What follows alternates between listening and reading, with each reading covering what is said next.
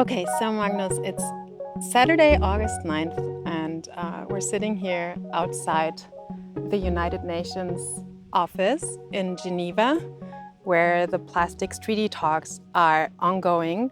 It's quite hot, and I've just arrived, but you've been here for a whole week already. Tell us what happened and where we stand now. Yeah, so this resumed session here in Geneva, is basically picked up where the last session in Busan left us. I mean, they didn't manage to conclude. They were trying to reach agreement. They had, they had a basis for negotiations in the chair's text, as you may recall, and now they have basically continued negotiations on the basis of that chair text over the past, since Tuesday, since the meeting started. And they have continued in this contact group format, as they call it. So they have divided sort of the articles of this treaty text into 4 different groups, and have gone through and trying to develop text in those groups that enjoys the broadest possible alignment, and ultimately, hopefully, that they will reach agreement.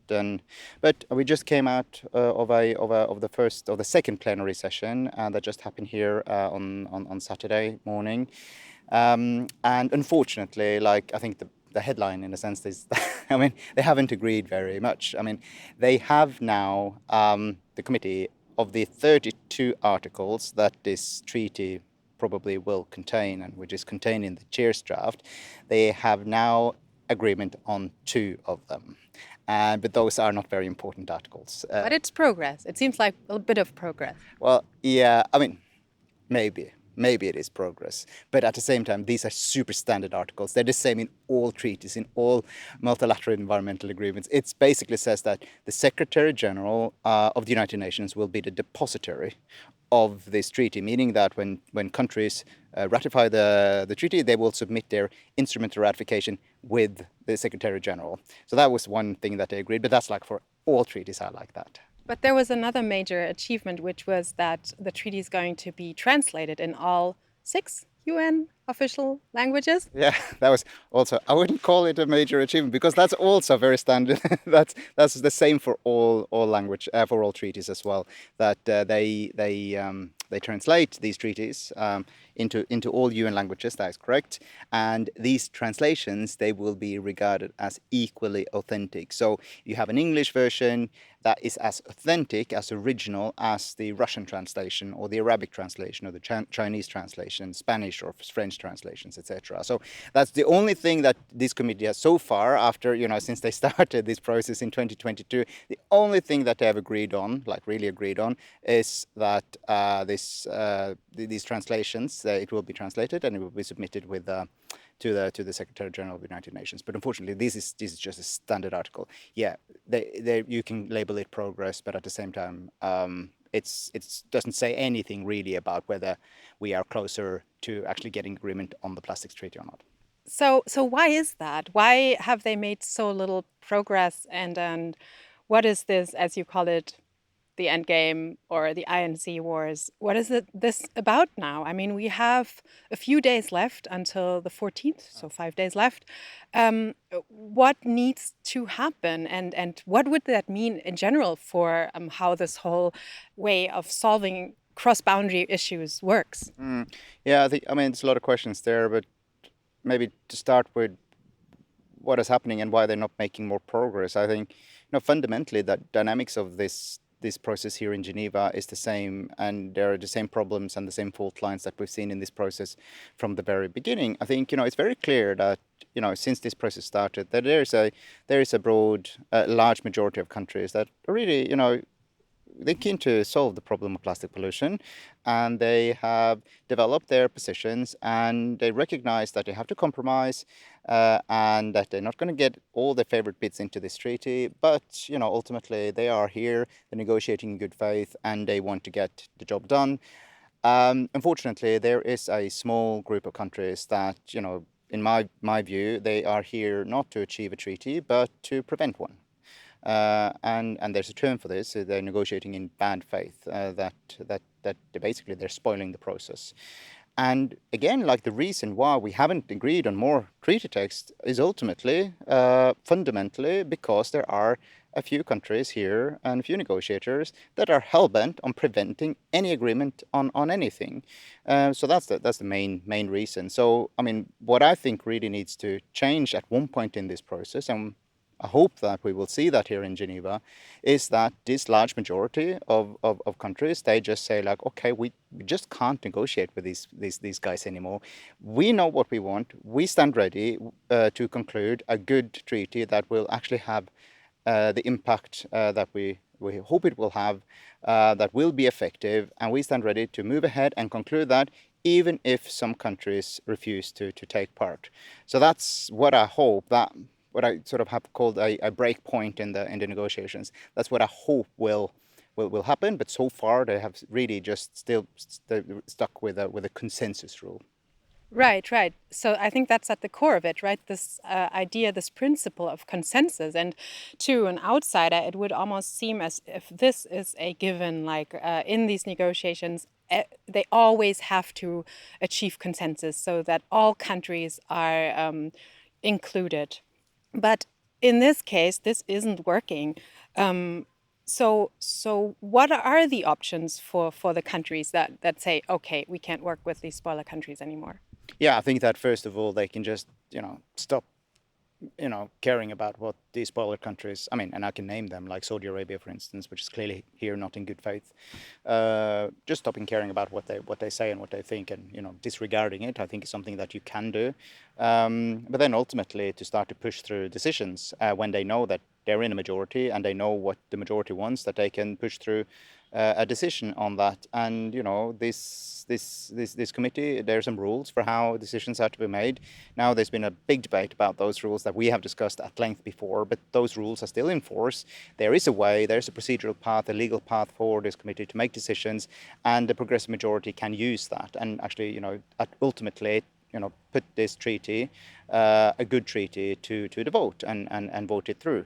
So that's ultimately what they can do. But in order to, get to the point where they have a clean treaty text on the table, they have to start like disregarding what the spoilers actually saying, because the spoilers are running interference right all the time. So they're using all the sort of all the delaying tactics that they have in the toolbox to prevent the committee from arriving at a point where there's actually a clean text on the table. And without a clean text on the table, of course, there's nothing to decide on, right? So that's a little bit of the challenge that we see countries grappling with here in Geneva, is that like, how do you push through and get to the point where you have a clean treaty text that can actually be pushed through by a vote? Right. I would love to understand that a little bit better if you think ahead and, things go really well in the following days. Like, how would that look like? The rules of procedure, they stipulate that a vote is possible. You can vote on substantive matters. You can vote on specific treaty articles. You can vote to conclude the entire treaty. But you can only do that when all efforts at achieving consensus have been exhausted as a last resort, right? So that's really the determination, that it's only when we have no other choice, when we see that consensus is impossible, that's only when the rules of procedure allow majority decisions to be made on substantive matters. So that's really the key question. When do we conclude that consensus has failed? And I think the closer we get to the end point of this process, I mean, we're already on overtime. This meeting is scheduled to last until the 14th of August, so for about one more week. And the closer we get to that point, the more obvious it's going to be that we have not been able to achieve consensus. And then, of course, the more likely it's going to be that someone says, okay, if we don't get consensus, then we table this for a vote, because that's the rule that applies when consensus cannot be achieved. Okay, let's see when they think that it's obvious it doesn't work, because I mean, for me it's already completely obvious. And for many people around here, I saw people had caps that said courage, and then there was soap distributed with like a little voting ballot in it, I get on it, like drawn on it. So I think it's obvious for many people. Um, in the plenary that we just attended, that was basically just what's called a stock taking plenary, where all the groups that are negotiating different articles of the treaty come together and report. And as we said, there has been made little progress so far. And right after, the delegate from Kuwait asked to get the floor and say something. And he was then referring back over and over to the principle of consensus. He said consensus has to be the way that we decide this, and he repeated the word over and over again. And actually, it started to sound like he was a little desperate. And he spoke on behalf of the like-minded coalition, which is the coalition of, well, let's just call them the spoiler countries. It seemed like they were starting to get scared that a vote could actually become an option, and they know that they're in the minority. Yeah, no, I think you're absolutely right. I think that the possibility of a vote is the spoiler country's biggest fear. And the possibility that the majority of countries will actually move ahead and conclude this treaty without them is something that they will try to avoid at all costs, because that is really what they fear the most. And I think there's a lot of leverage in that. And I think that's what you're seeing. That's why they are insisting on consensus as a decision-making rule, because they know they're in a minority. They know they are representing very few countries when they speak, and that's why they want to have reserved for themselves the right to veto any decision, the right to prevent the majority from moving ahead, even if you have the majority, a large majority agreeing on something, because they want to control the process. They insist on the right to veto, and that's just another word that they use for that is to use consensus and insist on consensus. But I completely agree with you that the fact that they say this and they say it again and again and again, that suggests that maybe they're getting a little bit nervous about this, and maybe they are seeing that there is a real possibility here that that this process may end in a vote. We've had some recent examples of voting that I know they've been in international forums that have made them nervous. So I think they see this as a real possibility, and they're really worried about it, and they just say that they don't want that to happen. But I think again that's they understand that that's how decisions will be made. And I think the biggest question is, will the vast majority of countries, the progressive majority, understand that they have the power to actually conclude this treaty and they can conclude an effective treaty? That for me is the biggest question here in Geneva. Right, and I mean, I think this question whether delegates start to quote unquote understand that a vote will be needed is also influenced by the leverage that the spoiler countries have, or the ones that are sympathizing with the spoiler countries, because we always don't really know like the full list of countries who are in the like-minded group, right? So what it will also depend on the leverage that they have, maybe also in other geopolitical issues. So I would love you to expand on that, what you think about that. Like, I mean, there's so much going on in the world. Like, what's the leverage these countries who don't want progress in tackling plastic pollution have over the majority of other countries that could make the delegates of the ambitious countries so fearful of just calling for votes? Yeah, I think that to some extent they do have some leverage. Of course, I think some countries they can just threaten to withdraw from multilateral cooperation, and of course we've seen some countries doing that recently. I mean, the United States, they are withdrawing from multilateral institutions, and of course that's not good for multilateralism overall. They're just pulling out. And others can do that as well, and you just basically get a smaller number of countries collaborating to solve problems. And of course, that's not what you want. You want as many countries as possible to be involved in these decisions, in these processes, to recognize that when you have global problems, that you want as many as possible to deal with that, etc. So I think in that respect, they have that. They can threaten to walk out. They can threaten never to engage with that, and maybe they can also say, we will not engage with other processes if this is the way things are done.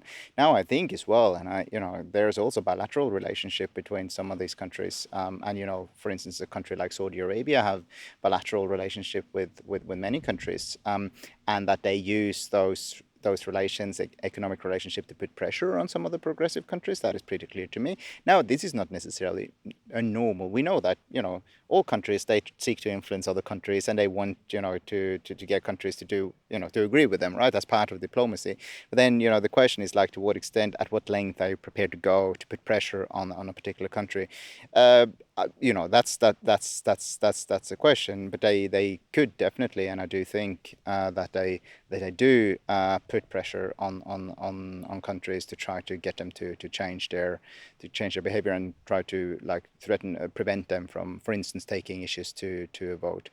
And then, of course, it's, you can say it's a small. I mean, I'm saying it's a small group of countries. I mean, I think, it's mainly Saudi Arabia, maybe Kuwait.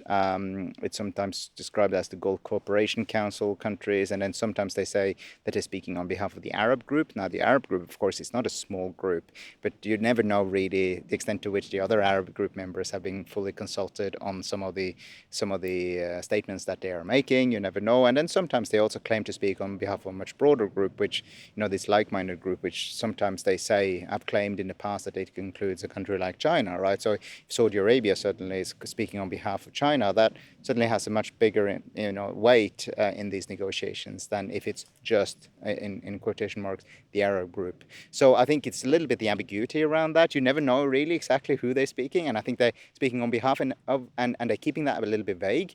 And I think they're doing that just in order to keep the other countries a little bit fearful that, if they push too hard, if they talk about a vote, if they talk about a vote too early, if they do take issues to a vote, they may lose the support not just of the small group of countries, but a much bigger group, right? That's what they're betting on, I think, and that's very much, I think, their strategy here. So, what do you expect to happen, or what do you hope to happen within the next week? And what kind of treaty do you think we could have by next Friday? So, I mean, that's a big question, right? Will this meeting conclude a treaty or not? And we don't know. I think we hope. And if it concludes, will it be a good treaty, or will it just be a weak treaty that won't really solve the problem that we're trying to solve here? We don't know that either. What my hope is that we will have a treaty, and that we will have a strong treaty, but I do see that there's only one way that we can get that, and that is if what I call the progressive majority, this large majority of countries actually, find their collective voice. They come together and they push through what they believe in, and they develop that treaty, amongst themselves, amongst 140, maybe 150 countries, and they push it through, they conclude it, and they table it for adoption at the diplomatic conference, which is sort of the next step after this INC. I think that will require, a fairly fundamental shift in the negotiation dynamic, because then you would move from a consensus seeking mode, which is where we've been since the beginning of this process, to a majority alignment mode, where it's all about trying to get as many as possible. You seek the broadest possible alignment instead of full consensus, like everybody on board. And that's fundamentally, it's a fundamental shift in mindset and negotiation dynamic that I hope we will see, because I do think that a strong outcome of this process really requires such a break point to appear at one point in this process. So yeah, that's really both my big questions. I don't know. It's super exciting. There's a lot of people working really hard and mobilizing to get a good outcome, to get a strong treaty. But ultimately, it's a political process. It's unpredictable, and we don't know. So yeah, I would really just encourage everybody who's interested in that to stay tuned and keep monitoring and follow this process for the coming days. Great, and we will follow it together. And reconnect on the Thursday, right, the 14th, when we hopefully know about the outcome, and keep you all updated. And I think you get a well-deserved break now, right? Yeah. Magnus, after a week of getting up at 7 and working until what, 2 a.m.? Well, yeah, not that late, but yeah, it's not been a lot of sleep last week, so I will take a little bit of rest tonight, and then just to charge batteries and get ready for the final stretch of this process. So I'm looking forward to that. Perfect. Thank you so much, Magnus. Thank you.